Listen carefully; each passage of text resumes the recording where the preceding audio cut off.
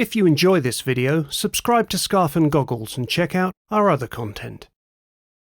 Almost 100 years ago, Brooklands racer Henry Segrave broke the land speed record in a car powered by two giant V12 Aero engines. On the beach at Daytona in 1927, he was the first man to exceed 200 miles per hour at the wheel of the bright red 1000 horsepower Sunbeam, the car they called the Slug, or Mystery. Following its return from Daytona, the car was used for many years as a promotional exhibit by the Roots Group, who bought Sunbeam Motors in 1935. By the time it was purchased by the National Motor Museum in 1970, the Sunbeam hadn't been started for several decades, and it was thought that it would never run again. But now, Segrave's iconic car is being restored to running condition by the National Motor Museum, with the aim of returning it to Daytona in 2027 for the car's centenary. Senior engineer Ian Stanfield, known to all as Stan, is leading the restoration. Is it different to working on other projects that you've maintained here at the museum? Yeah, it is different because it's a privilege to work on this stuff, really, because it's not everyone gets to work on a land speed record car. You know, the 350 was a big project, and it was one of the best things I've ever done. This is up there with it, basically, and you'll know that at the end of it you've achieved something because you've preserved it for posterity. Some things will just decay if you just leave it. So we've stripped it right back to its bare chassis, and all the components from the chassis have gone through an inspection process and are in the process of being refurbished, ready to fit back to the chassis. Then we'll refit the engine. Then we'll refit this gearbox and transmission assembly that we have here. Then we'll do the other engine, and then we'll do some running. So it's a simple project, 5 minutes.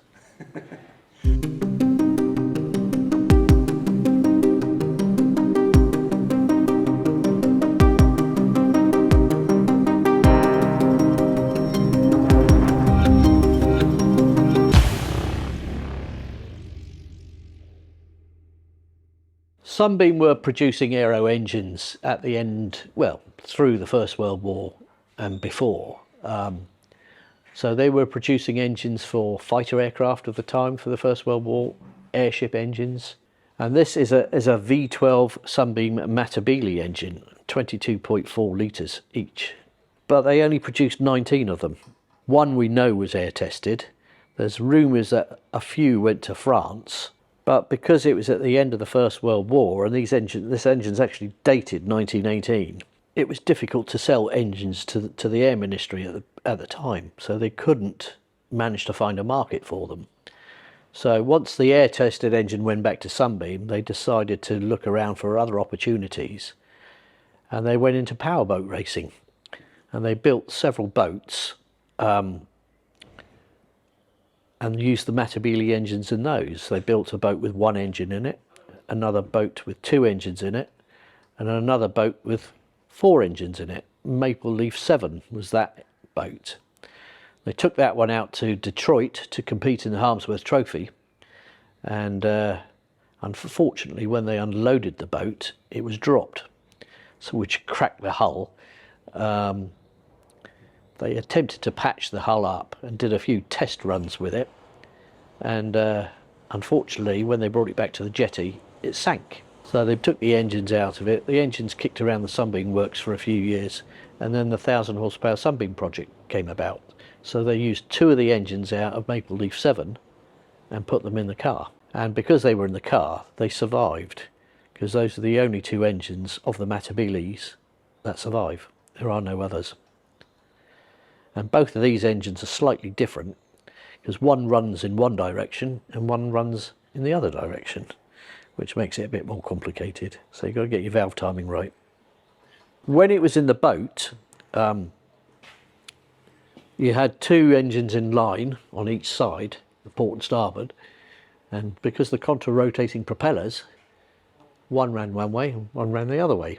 And they thought that was ideal for the car, because when they put the engines in the car, you had one engine that went straight into the spur gear on this side, because the flywheel of the engine is here, and the flywheel of the other engine is here, which goes into the other side of the spur gear. So one's running one way and one's running the other way, because if they were both running the same direction, they'd be fighting each other. So it was ideal for the car. This is one of the Sunbeam Beaulieu engines out of the car. This is the rear engine, and this is the crankcase for the engine. And as you can see, it's dated on here as 1918 as to when the engine was made. It's totally stripped now, so all the bearings have been removed, the crankshaft's been removed, but it's now clean, repaired, anything that we need to do to it, and now I can start reassembling the engine by putting the bearings in first, then the crankshaft, then the con rods, then I'll turn it upside down, attach the pistons, then all the blocks will go on, and then I can do the simple job of all the timing. The front engine's still in poor condition because we haven't done anything to that engine yet. This engine was seized up solid. It was seized on about 4 of the pistons. So we've actually had to turn it upside down as it is now to take crankshaft out, and then we could access the pistons which were still in the bores, which are still bolted to the crankcase. Because they're a master and slave rod assembly, you can't take them out individually. You have to take 2 at a time. So we had to free off each piston individually, get them moving within the bores, put the crankshaft back in, then we could turn it so we could time the engine properly, because none of the gear train on this engine has any markings at all. So there's no timing marks at all. So you needed to get one of the pistons to top dead center. So, you know, number 1 TDC, and then you can sort the mag timing out, your valve timing, and your air start timing all needs to come from that initial point. But you have to be able to turn the engine to do that. Once we'd freed it all off, got it turned, we could then strip it right out, clean everything, check everything. As you say, crack testing needed to be done. We did find a few cracks on this crankcase here, and we used some laser welding techniques on that to repair that. All the other components are in pretty good order, apart from things that we have to change the white metal bearings, the piston rings, the valve springs, and the water jackets, which have been corroding from the inside out. They look fine on the inside, but when you get close to them you can see that the corrosion is actually working its way through. And there's all various parts of water channels and ducts and fittings in there that all help to the corrosion. So we've had to replace all of those. And there's only 496 2BA screws that hold them on, and all of them sheared off. Oh my God. So you've had to drill out all of those out of the... all of those, plus all the fittings, new water jackets, and new nuts and bolts and screws. And a typical Sunbeam, they had a variety of threads. They used BSF, Whitworth, metric, and their own strange threads as well. So you never know what size the thread's going to be until you get there. You have to have a complete toolkit. Well, behind this To Daytona chassis here, we have the crankshaft for the 1000 horsepower Sunbeam, which is a one-piece crankshaft. It's made out of a solid billet and machined.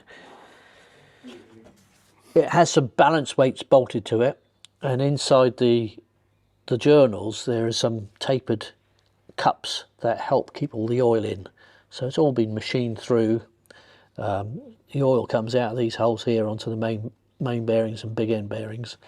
But it's a wonderful bit of machining back for 1918. Astonishing. So this is the conrod assembly that you have in these engines. Right.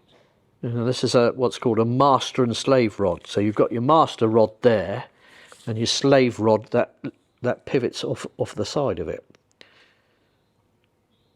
Okay, so one journal. One journal. 2 pistons. Yeah, whereas something like a Merlin has 2 rods together. off the same journal. But if you look at the thickness of the big end cap there, it's very, very thin, and you still have white metal that's been cast onto there and machined back. So half of this thickness is white metal and half of it is steel. So you need to lubricate it properly, because if you don't, that's what happens. Yeah. And that's what happened to the 350 Sunbeam when we had oil starvation on one big end. In rebuilding the project, you are now documenting the car Yeah. in a way that was never done originally. Never been done. Given that the car was obviously built by a team of engineers, do you feel that there was some documentation at some point in the distant past, and it's been thrown in a skip somewhere, or Yeah, Sunbeam has there had a must have fire been some original drawings and things for all the machining that was done on the car. You know, they would have done drawings for the chassis as well. But unfortunately, that period in the Second World War destroyed a lot of the information, so it does not exist. So it was only the photographs that were taken by the works that survive, really. So this really is archaeology. It is archaeology, and we found a lot of things as we go through it that is very, very interesting. On the chassis, I found a little adjustable spanner that's been sat on the chassis since 1927, and also a shilling coin that's been sat in the bottom of the car. So that's dated 1921. You know, so yeah. So it is archaeology. It really is, isn't it? Well, this is the body of the 1000 horsepower Sunbeam. We've taken it off the car, and rather than just have it sort of sat in a big pile on the end of the museum, we've put it back in here so you can see the size and the shape of the car, and it gets it out of our way while we're working on the rest of the car. So on the front end here, you've got all the louvers and the bodywork, which allows the air to come out from the through the radiator and out through the louvers to cool the front engine. Then you move on to the back, and you can see the offset cockpit there. The two holes in here are for the radiators of the rear radiators for the rear engine, and all these holes on the side here are where the stubs for the exhaust for the rear engine come out. And then it tapers down to the tail for the aerodynamic performance. Headrests there for Segrave, and there's a little bit of leather across the front just as a cushion in case he ended up bashing his head against it. But sometimes it had a deflector on it just to get the wind away from the driver's head at 200 mile an hour. So it's mostly aluminium with a little bit of steel in it as well. So all the panels have got pins in it, and you just pull the pins out, and then you can open panels to get out the engine while you are servicing it on the beach in Daytona. In the sides, you can see where the wheel arches are, and just in front of the driver there's two square holes where originally they were just louvers, but later they put air scoops in there so to direct air through to the rear radiators to stop them from overheating. And at 200 mile an hour it created quite a lot of air through the radiator. What are you looking at achieving ideally if you do go back to Daytona? Same with most of our cars in the collection. We're not out there to race or rally them or achieve other records with them. All we want to do is demonstrate them.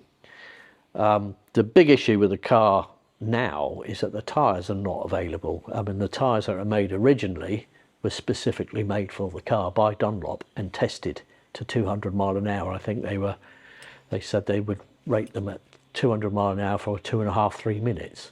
And of course all those tyres have gone, long gone. And in fact, when the Roots group had the car, the wheels had been altered to take a tyre that was available, which was an old truck tyre, and that's what it sat on all its life, even as we've had it.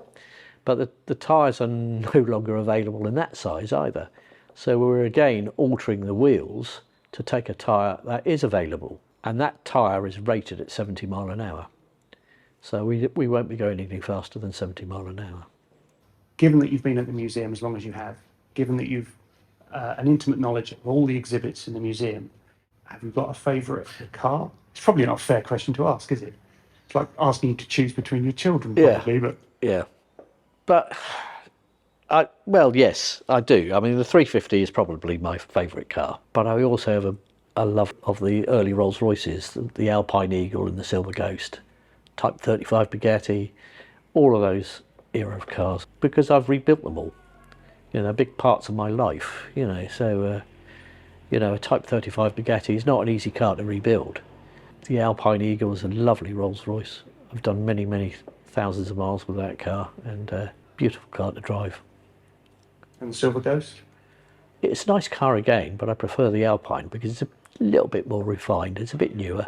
The 09 Ghost is the old original 3-speed with an overdrive gearbox, whereas the Alpine is a bit more uprated. 65 horse as opposed to 50, you know, so, and it's a bit more of a gentleman's car, shall you say, yeah. Well, I shall remember that when I'm shopping for a vintage Rolls Royce. I'll remember that recommendation. Thank you very much for that, Ian. You're welcome. Brilliant. Thanks again to Ian Stanfield and the team at the National Motor Museum for their help in making this video. If you'd like to find out more about how work on the car is progressing, or make a donation to the restoration campaign, check out the link to the National Motor Museum's website in the description. I'll be returning to Beaulieu to catch up with the restoration of the Sunbeam in a few months' time. In the meantime, don't forget to thumbs up and subscribe, and look out for a new scarf and goggles video coming soon.